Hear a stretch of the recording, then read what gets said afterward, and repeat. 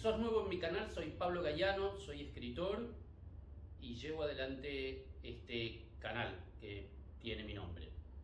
Hoy vamos a hablar de una entrevista entre Sábato y Borges que realizó Barone en el año 1974. La traigo a colación por varios motivos. El primero, la riqueza del diálogo marca un momento de la cultura argentina y de la literatura argentina muy alto. Estos dos grandes escritores debaten sobre la realidad, sobre la literatura, sobre el arte en general, sobre varios temas asociados a la Argentina y a la literatura universal. Pero tiene algo que para mí es muy importante para remarcar. En los últimos años, la Argentina, en las últimas décadas diríamos, la Argentina y en gran parte Occidente, ha tenido, en España, en otros países latinoamericanos también, ha tenido una profunda fractura, grieta, que ha hecho que los escritores que pensamos diferentes a veces tengamos mucha dificultad para dialogar sin que se transforme en una controversia áspera, ácida, y creo que no deberían ser así los debates. Y acá tenemos un ejemplo extraordinario entre Sábato y Borges, que en lo ideológico y en lo estético en muchos aspectos pensaban diferente, y sin embargo acá, a pesar de mantener sus diferencias, pueden tener un diálogo cordial y hasta en algunos momentos amenos. Les leo un fragmento sobre escribir cuento en el diálogo que referimos.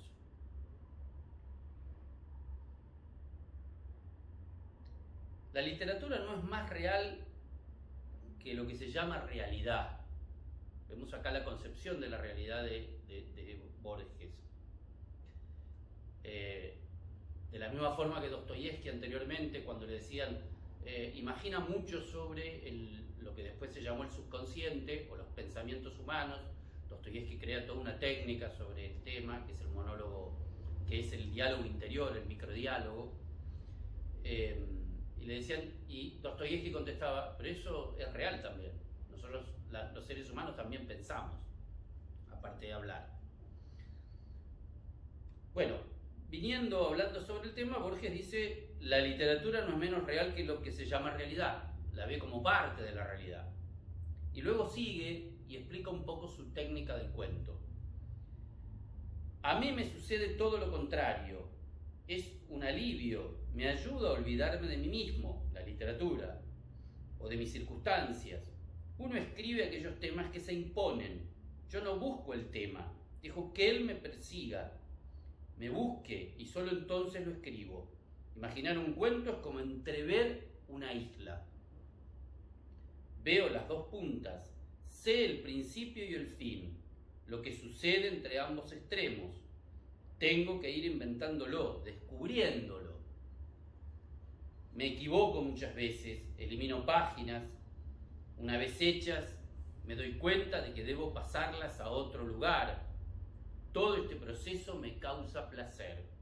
Ahora, por ejemplo, estoy trabajando en un cuento que está terminado, pero que sé que le está faltando una página. El final lo tengo, pero me falta esa página. Y acá agrega Barone, entre paréntesis, por el gesto intuyo que Borges quisiera ahora terminar de escribirla. Barone. Se piensa que la diferencia entre novela y cuento es la que existe entre una obsesión de largo aliento y otra fugaz. Borges. Es cierto, el cuento es un breve sueño, una corta alucinación. Sábato. Pienso que el cuento y la novela son ambos complejos y difíciles, pero de modo diferente. El cuento tiene que dar en pocas palabras una idea total y poética, exige un mayor poder de concentración y una total perfección. Borges, ¿usted quiere decir mayor densidad en el cuento? Sábato, sí. En cambio, la novela es un continente.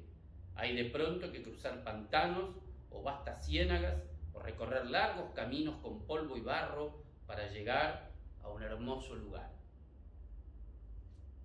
Acá vemos la concepción del cuento y de la novela que tienen. Uno, el cuento, es el arte de condensar, de contar en pocas palabras, la novela es el arte de postergar, ¿no? Atravesar ciénagas, como dice Sábato, atravesar lugares particulares donde se percibe, se intuye la realidad y se la describe. Pero se la describe paso a paso. Les voy a leer ahora lo que piensan Borges y Sábato sobre El Quijote. Es una reunión de diciembre de 1974. Recuerdo a Grusac, dice Sábato. Usted, Borges, lo menciona a menudo, y si no me equivoco, recordó que consideraba el Quijote como prosa de sobremesa. Tal vez sea por eso que nunca Grusac escribió algo parecido al Quijote. Entre paréntesis, agrega Barone, el entrevistador, la expresión de Sábato se ha puesto repentinamente irónica. Borges. Creo que lo que quiso decir es que en esa obra no había páginas antológicas. En el momento en que Grusac dijo eso, tal vez estaba bien. Porque lo que la gente admiraba en el libro no eran los personajes del Quijote o Sancho, sino el estilo. Lo mismo censuró Lugones en el libro Imperio Jesuítico, y precisamente eso sería lo más censurable en el Quijote, las largas frases, los arcaísmos. Sábato. ¿Usted piensa que en las sobremesas se emplean muchos arcaísmos? Borges. Desde luego que no. Y aclara Barone.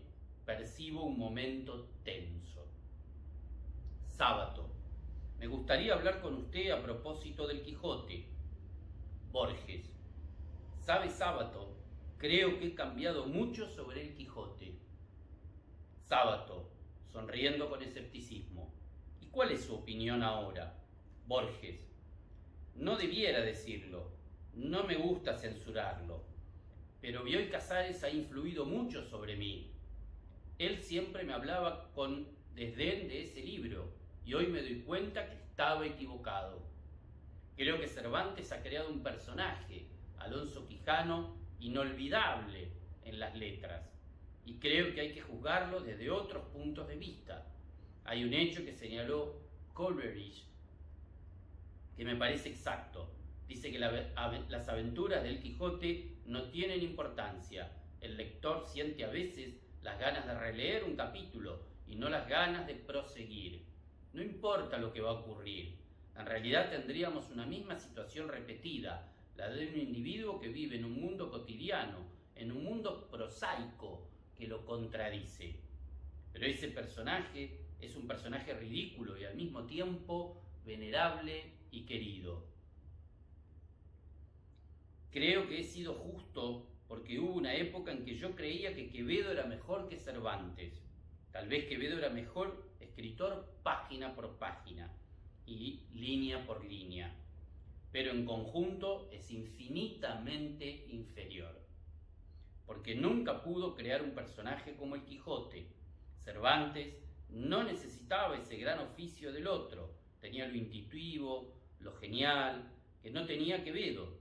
Por eso, si antes fui injusto con Cervantes, ahora quiero hacer pública confesión de mis errores. Lo mismo que yo creía que Lugones era superior a Darío. Sin embargo, sé que Lugones es a Darío lo que Quevedo es a Cervantes.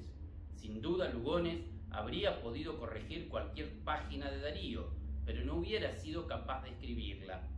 Eso tenía Cervantes de superior a Quevedo. Acá vemos una concepción de Borges donde el personaje juega un rol central en la historia. ¿Qué nos está diciendo en el fondo? Bueno, si tenés un personaje genial, genial novelísticamente, como era el Quijote, tu libro y tu argumento va a ser superior a cualquier otro. Fíjense, un escritor que era muy preciosista en la palabra, que cultivó el castellano en general y el castellano rioplatense en particular de una manera exquisita, sin embargo, privilegia la construcción del personaje y por tanto del argumento, porque es el personaje el que mueve el argumento. Sábato. No me sorprende del todo lo que dice Borges. Creo que su opinión actual estaba en germen en las primeras cosas que ha escrito sobre el Quijote.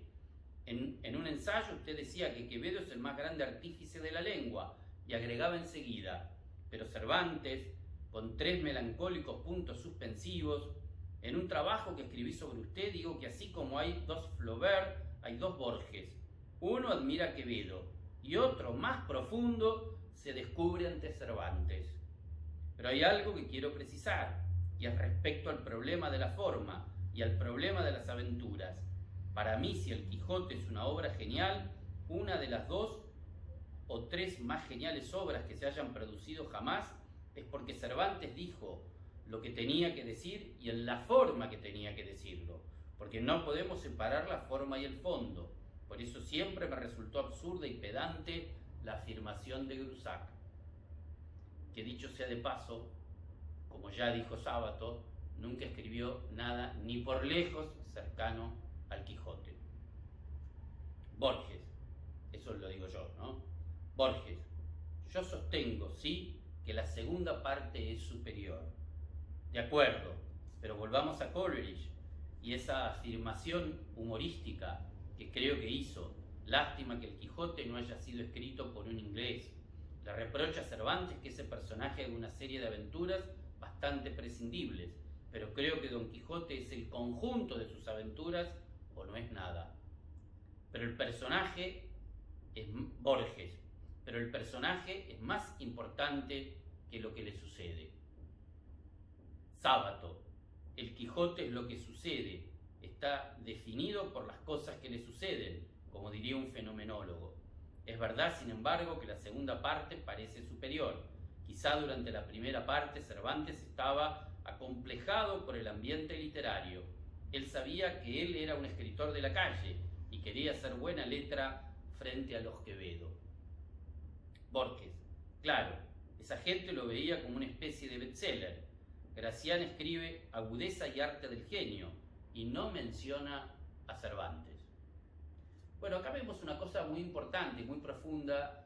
El Quijote lo ha influido mucho a Borges, y a Borges claramente le gusta la segunda parte del Quijote, porque es donde más despliega una de las técnicas cervantinas que Borges va a tomar y utilizar, que es el pliegue barroco. Me parece que acá vemos con mucha claridad esa preferencia de Borges y Sábato, en esto coincidían, por el Quijote, y dentro del Quijote por el personaje Quijote, y dentro del libro Quijote por la segunda parte, que es donde, a mi humilde entender, Borges explica cómo Cervantes, o da a entender, despliega ahí todo su genio.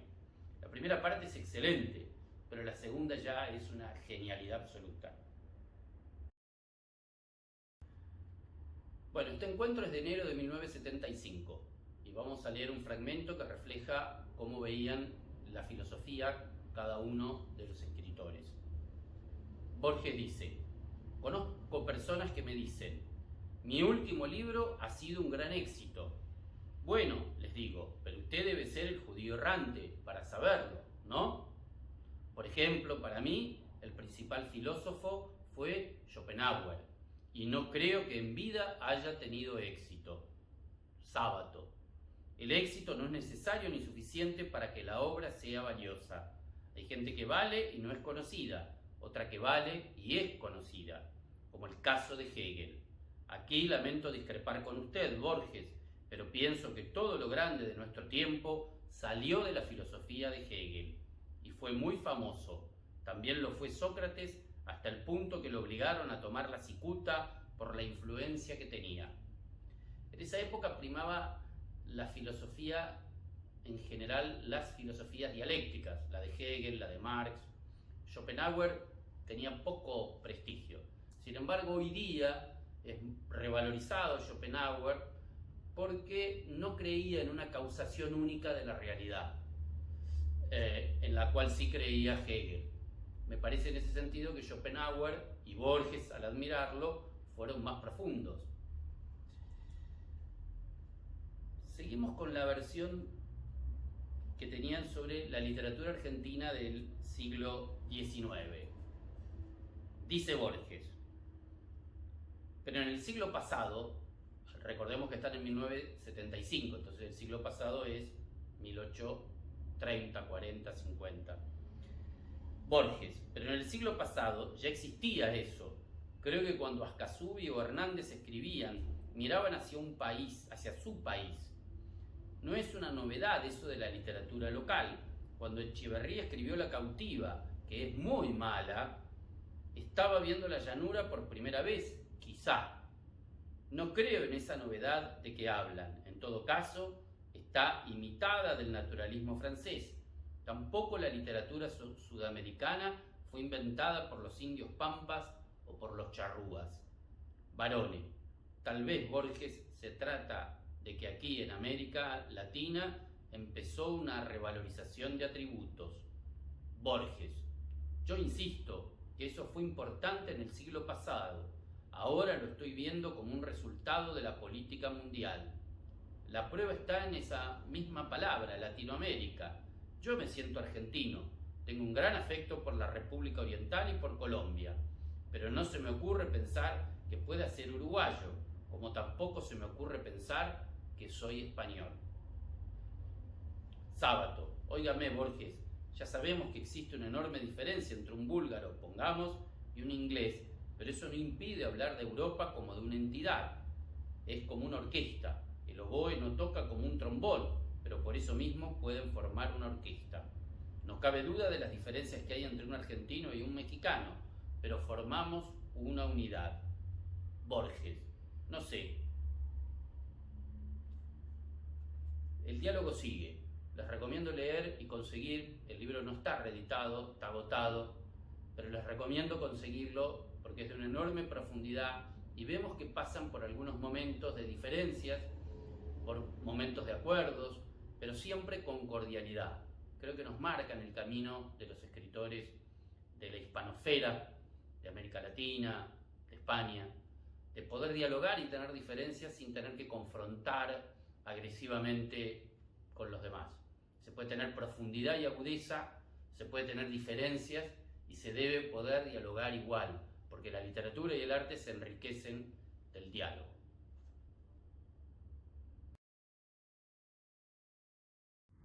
El libro se llama Diálogos Borges Sábato, editado por MC en 1976.